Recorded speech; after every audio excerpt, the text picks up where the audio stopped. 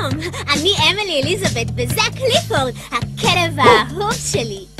קליפורד אהב את אמילי, היא בחרה בו להיות שלה. מרוב אהבה הוא גדל כל כך, הם נאלצו לעבור דירה. קליפורד החבר הכי טוב בעולם, הוא הגדול מכולם, כולנו יודעים זאת. קליפורד נאמן, הוא תמיד במקום, אוהבים